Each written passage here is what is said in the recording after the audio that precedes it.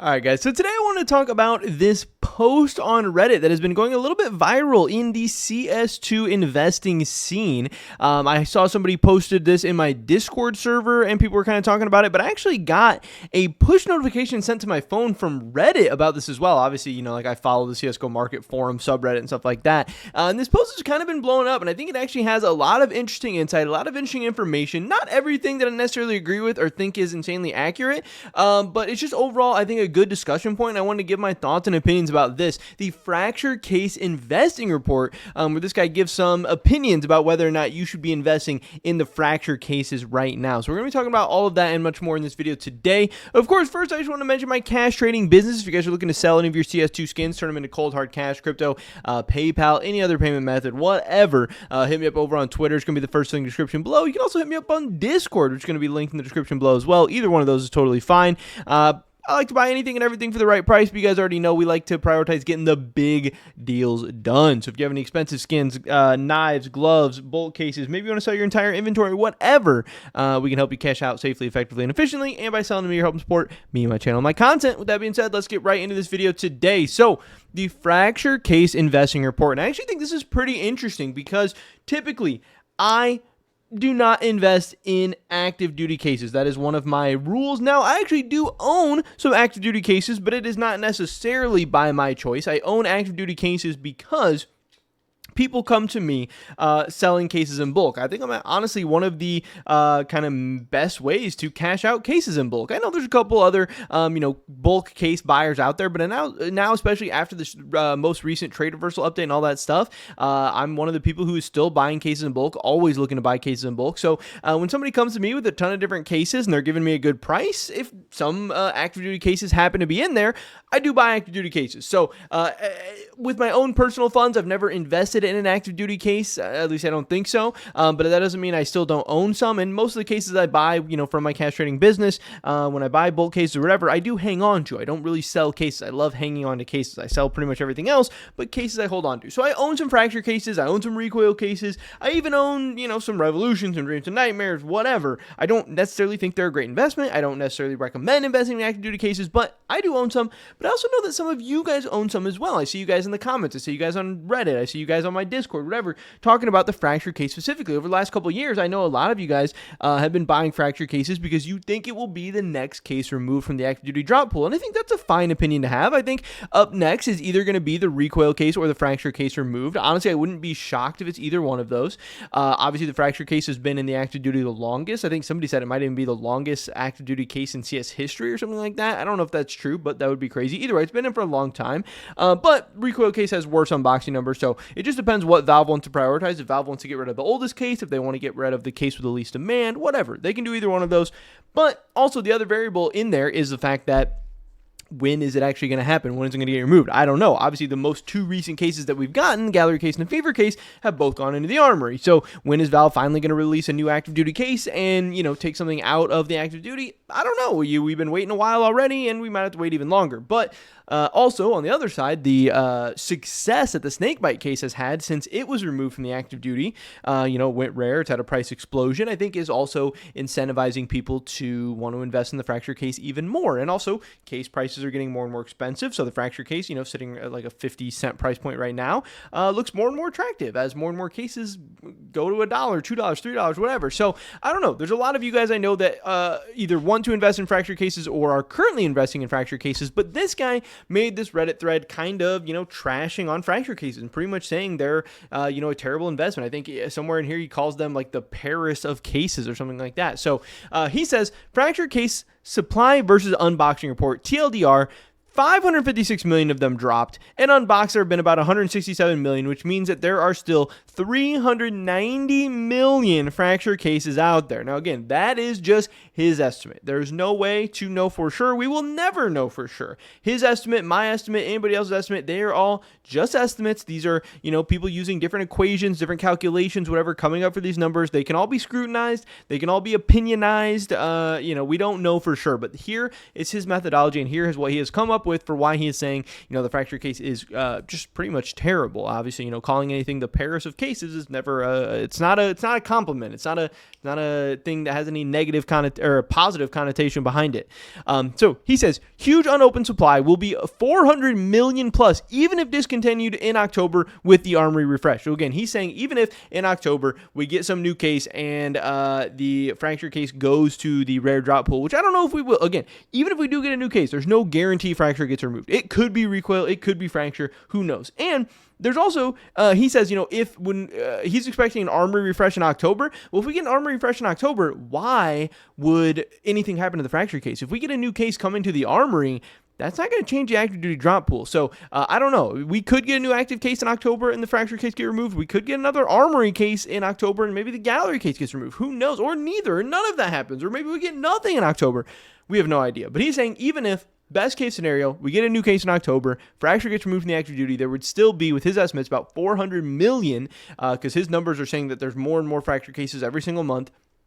There would still be 400 million unboxed fracture cases somewhere out there in the wild, which again, he is saying is very bad. If the fracture case reaches $1, it would represent almost 10% of the CS market cap. Now, again, it is over 50 cents right now. It's like 55 cents or something like that, 52 cents. So even with what he's saying right now, that would mean that the fracture case, if his numbers are correct, I have no idea. I haven't really checked into it. I don't really care that much. What he's saying is that the fracture case currently is about 5% or more of the CS market cap, which again, to me seems crazy, seems pretty insane. That doesn't necessarily seem accurate or seem right, because then, just basing something off a percentage of the CS market cap, I don't really think matters that much. I think that's kind of like a buzzword. I think that's kind of like something that I wouldn't really read too much into. I don't really care how different items are percentage base of the overall CS market cap. And again, it's not really even something we can even know for sure, because we don't really know how much of all these different things are out there. We have estimates, we have ways to calculate, we have ways to guess, but we don't know. But yeah, I don't really care about that too much. I would say if his estimate says that right now fracture case is 5% of the entire CS market cap, I would say his methodology is probably a little bit inaccurate off the bat. But here is some of his numbers. Here is what he kind of talks about. He says price should still jump on removal because of liquidity versus actual supply is very low, but don't expect it to stay up very long. I would also steer clear of the case and anything inside. Invest in something that hasn't spent more than half a decade in the active pool. Now, again, I think that is something very, very key here is, again, the fracture case was released August 6th of 2020. So pretty much the 5-year anniversary of this thing just passed. Again, being in the active duty for 5 years is really crazy. And being in the active duty for 5 years during some of the peak CS2 times, this thing was active duty during the CS2 hype where we had, all-time record players. It's still been active during the past couple months when we broke the active player base like in the early 2025 or something like that. So this has been active duty for a long time and for some of the most popular times in CS history. But here is what he says. He is saying that, again, to come up with these calculations, we have a couple of different estimates here. We have the estimated monthly average user base, which we have no way to calculate for sure. There's been a couple different times, he says here, where Steam charts average concurrent players for CSGO multiplied by 31 is his methodology. He says that ratio sits midway between the Valve published data in April of 2020, saying that we had 26.2 monthly active players, and at that time, the average was 0.86 million. And then you had the CS2 launch telemetry, which I don't even know what that is, but they said we had about a 31.4 million monthly active players when we had about 0.98 million average. So this number I actually think is probably the most accurate out of all this data. Again, this is just an estimate for monthly active players. We don't know what the monthly active players are, but those are the players who can possibly get drops. And obviously for each player who can possibly get a drop, you can get up to 4 drops per month. But obviously the average player does not get 4 drops per month. And now that is where the weird part comes in. Again, we also have the estimated fracture cases unboxed. Obviously, this is coming from stuff like CS2 Case Tracker or whatever that gives us the monthly estimates. Now, again, their numbers are not totally accurate either. I think some people even say that CS2 Case Tracker is probably on the low side of case unboxing. Some people say it's on the high side. Some people on the low side, whatever. But obviously, CS2 Case Tracker, they use, they try to track the amount of new skins that we see, and every new skin we see is a skin that's been unboxed, so they try to calculate that into case unboxing numbers, but the most inaccurate part of this data, or most potentially inaccurate part of this data, but also a very, very meaningful part of this data,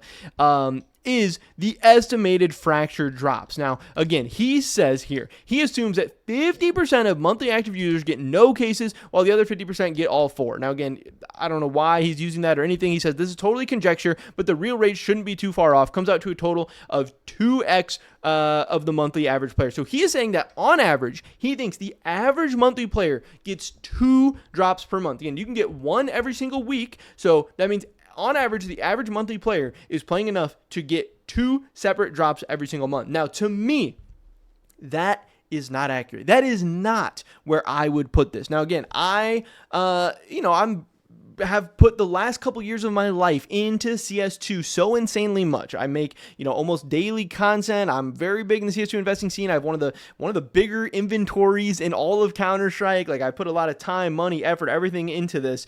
And I do not get 2 drops on average per month. I get around 1 average drop per month, maybe even a little bit less. Maybe I'm like a 0.75 or a 0.8 or whatever. Now, I don't play a ton of Counter-Strike. Obviously, clearly, if I did, I would get more than that. But I do not think the average player is getting 2 drops per month. I think the average player, to be a monthly average player, all you have to do is play the game 1 time. Then you're a player for that month. So that's going to include some people, maybe even a lot of people who get 0 drops. It's going to include a lot of people who get 1.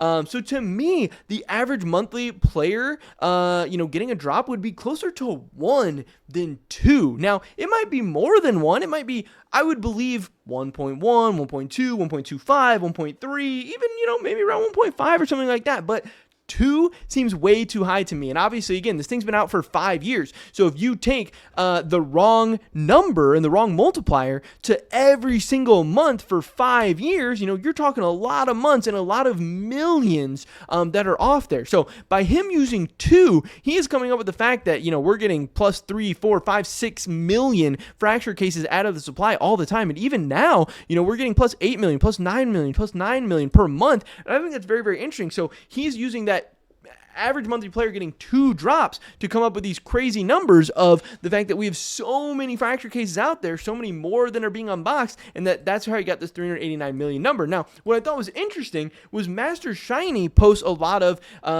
data about what he believes to be the estimated supplies and all that stuff. Now, you can see here, this is the fracture case. This is from May of 2024, so this is old data. But in the bottom left, you can see there that he has a supply rate of change where sometimes that supply rate of change is actually going negative. Now, you can see his estimated supply number is going up and to the left over time, meaning he also believes that there is more fracture cases being dropped than being unboxed. I don't think that's crazy. I don't think it's a hot take. Obviously, I think we all know and believe that active duty cases are getting dropped faster than they are being unboxed.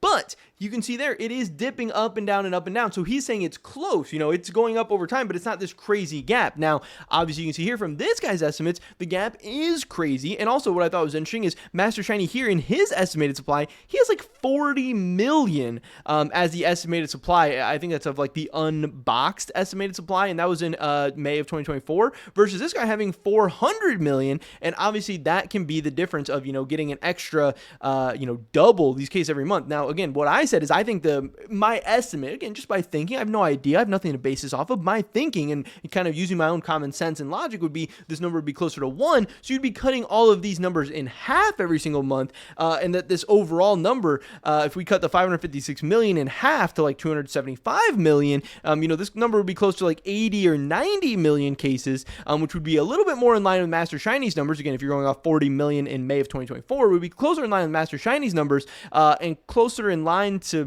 what I would think would be logical or making sense or whatever. That would still not make, probably not make the fracture case a amazing investment. Still not something I would be investing in right now, but definitely then it would be something I would consider investing into once it becomes a rare drop pool case. And I think that's kind of what we've seen with the snakebite and stuff like that. Now, overall, again, I love what this guy's doing, and he also made a Twitter account. It seems like he's going to start posting about, CS investing and stuff like that. He's posted about his Reddit thread and everything. I hope this guy continues to do research and data and, analysis of CS2 investing. I think overall we definitely need more CS2 investing content and stuff like that out there.